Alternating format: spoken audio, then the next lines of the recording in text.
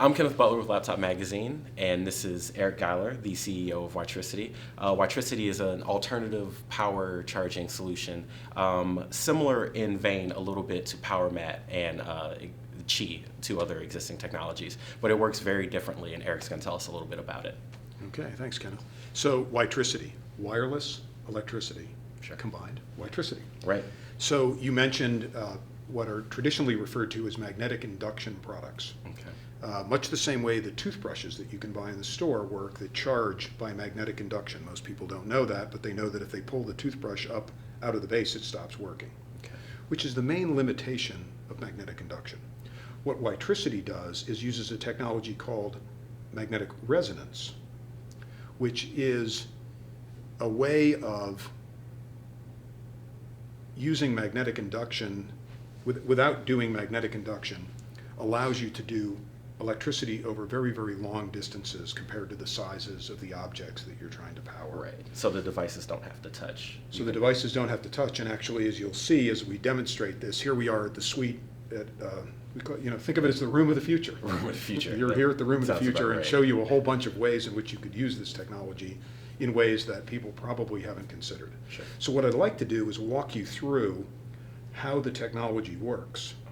Okay. And is different than magnetic induction. So how magnetic resonance, or what we call highly resonant wireless power transfer, it's a big word, but let me show you how it works. So if we were to take, this is a source. By the way, FCC approved. Okay. So there are all kinds of questions people will ask about safety, interference, all that sort of stuff. Sure. But if you were to plug this in, so I've plugged it into a 5-volt USB line. Okay. And I'm just using a rechargeable USB style battery. Okay. You'll see that what it does, it lights up to tell you that it's on. It's creating a magnetic field around this coil that's behind here. So that round surface is a coil. Okay.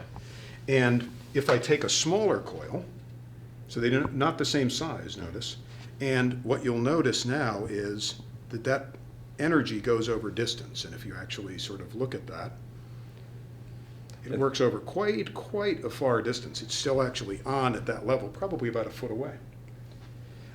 It works through things, by the way. So if I were to place it, for example, in furniture, see it's working And it's up charging, on the surface. It's charging through the table right Yeah, now. and it's actually not even charging because there's no battery in the light. Okay. It's actually powering It's it just directly, powering it. but it's a good example to use. By the way, if I could, you sort of show it. Go for it. Notice we're going through Kenneth's head. No cancer. And it's basically completely safe. This is about 100 times safer than making a cell phone call. I'm going to take your word on that.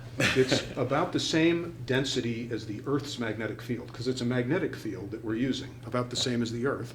And also, it is about a millionth of an MRI machine. So if you've ever had an MRI, it's a millionth of an MRI, Okay. the same intensity as the Earth's magnetic field, and it's 100 times safer than using a cell phone. Good to know. So I'm glad. My mom will be happy about There you that go. when she sees Now, this. another aspect of the technology is that it can power multiple devices simultaneously. Right. Very There are also different sizes, which is not something you can do with one of these inductive charging systems. You can't have it power multiple things. And the reason is the magnetic field is all around here. Okay. But it's not radiating out into space. It's basically, if you could see them, they'd look like lines that are closed circles. So we call it non-radiative is what it Gotcha. means. And then the other thing is, suppose that you want it to go further. So you'll see that it stops right about there, so about a foot away. Now, if you wanted to go further, you could make this bigger or make this bigger, but maybe you don't want to do that. So what you can do is create passive objects that will just allow the magnetic field to pass through it. And so now, see, you can go much, much further. Oh, so it's extending, it's boosting the electricity coming from the Yeah, source. it actually doesn't boost it, but it doesn't use it. It doesn't use it. Oh, okay. So this electricity is in it. It is not electricity, it's a magnetic field. Okay. So it's electricity turned into a magnetic field, turned back into electricity when you're ready to use it. Gotcha. Now, if I could let you just sort of hold that there. Sure. Yeah. Now, it doesn't just stop there. If I were to place another repeater, I could go even further. And does the distance between the repeaters matter? Apparently not. A little bit if you go to extreme cases. Gotcha. But you'll see as we walk around the room of the future, this product actually is just showing what the technology can do. Gotcha. So let's look at some applications from the, you know, the sublime to the wild, if you will. Okay? Excellent. So let's start. You probably have seen these charging mats. You mentioned both of them, actually. This is one you can buy at the store where if you place it on the pad, you'll hear the beep, it'll start charging. But one thing you'll find with these, this is a traditional inductive system. You can't really move it off. If you move it off the slightest bit, it stops working. And that's one of the disadvantages of induction. Here's another inductive system if you place it like that. But if you move it, which means it would be quite difficult to put this in a car, for example. Right. So one thing that we have done is actually made them all compatible with each other. So that if you did actually, have one of them, you could have a pad, but it gives you a lot of XY. So for example, if it was only capable of doing induction, you could place it on the device itself and it would charge.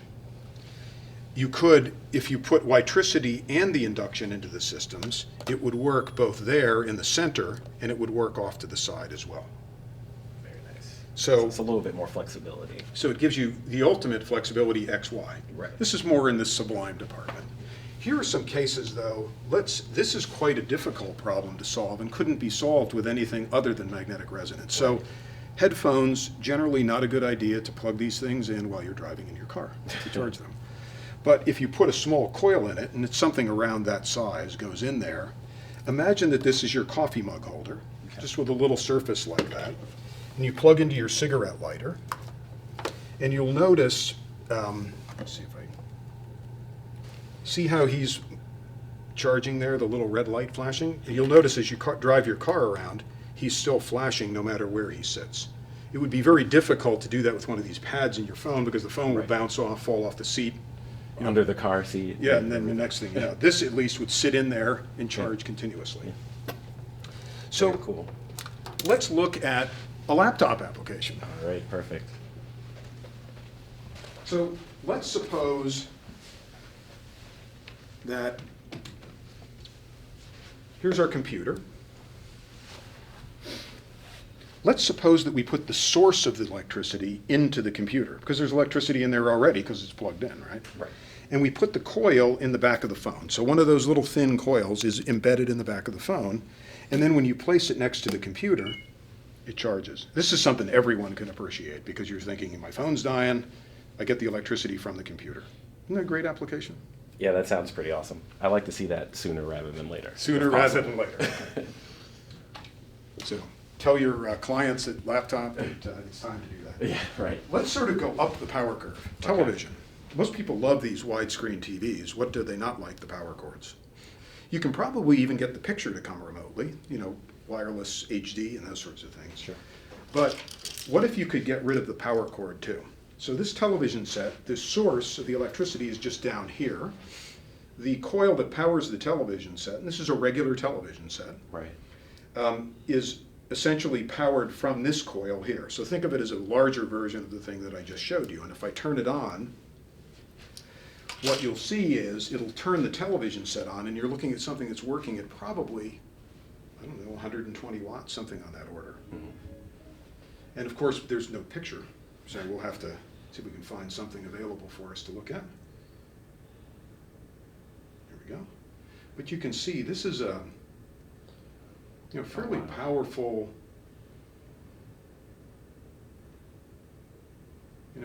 large-scale electronic device. By the way, one other thing that you could do with that, if you thought about those lights, notice how this light's working all the way over here? Why?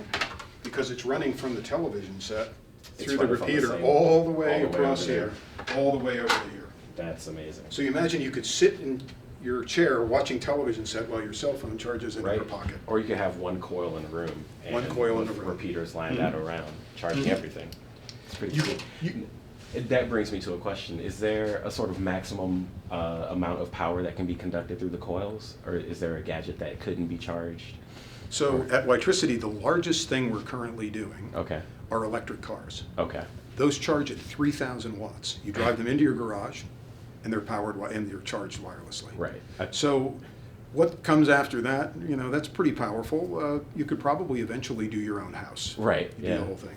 We'll start a little more modestly, Imagine that your keyboard no longer has batteries in it. Okay. Your lamp doesn't have a power cord, and your cell phone, as you know, has a coil. And let's assume that you power your desktop. And you'll see the cell phone just hopped on, the light's going, and if you looked really closely, you'd see the keyboard battery light is on, saying that it's getting direct power. All right, so it's charging everything on the desk, pretty much. Now, let's walk a little further into the room of the future. So if you remember the repeater concept, the idea that you could hop through, let's take that a little bit to your question of an extreme. Okay. Right? How far can you take this? So here on the floor is a source of electricity. The coil is that big. And in these carpet tiles that are just randomly placed here is a coil that you could imagine embedding this into the carpet. Okay. So you lay your carpet here down. You'll notice the floor lamps that are there have no power cords going to them. The furniture itself, there's actually a coil underneath the table, and there's one on the back of the tablet. Okay. And if I turn this on, and I'll just plug it into a battery here for ease of use sake. Look at the lights in the room came on, and now the tablet's charging over there on the table. Now the coils are in the carpeting and the table. Right, but there's no installation other than just laying the carpeting down. Right. And the source itself actually comes from here. Right. And so you'll see when I do that, it turns everything off. So that tiny little coil that big is able to power an entire room. That's great. It's very cool stuff. So that's areas of sort of your house. Finally, let's look at sort of one of the things that we know all of us consume a lot of, AA batteries. The world consumes around 40 billion of these a year. They're very expensive in terms of their overall cost to provide power. It's on the order, for those of you that sort of look at this, it's about $300 a kilowatt hour to supply power from a disposable battery. The average electric bill in the US from the grid is about 10 cents. So a typical disposable AA battery is 3,000 times more expensive to provide power from than the grid. And there have been rechargeable batteries available for years. Consumers typically don't like them, and they don't like them for one big reason. They actually cost a little bit more, but in the long run, they're a lot cheaper. And the reason that they're popular, or not as popular, is that you have to take the battery out to charge it. So people don't like that from a convenience standpoint. So imagine if you could, and this is the first wireless AA battery. You'll see there's a little circuit on the top here. All right.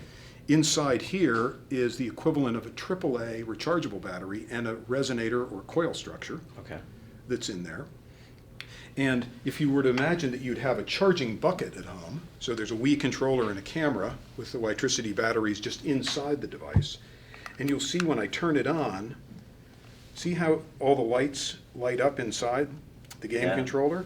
It's because these little guys are lighting up inside the device, so you would never need to take out the battery ever again. Just throw it in the bucket, the stuff's charged and ready to go. And it's a lot better for the environment, and it's cheaper. It's probably one of the first green applications that's actually more cost effective. Because you don't find green things that are cheaper usually, and this is, I think, a very good example of that. Wow, very cool stuff. Well, Eric, thank you so much for giving us that tour through the WiTricity home of tomorrow. I'm Kenneth Butler with Laptop Magazine. That's all, folks. Thank you.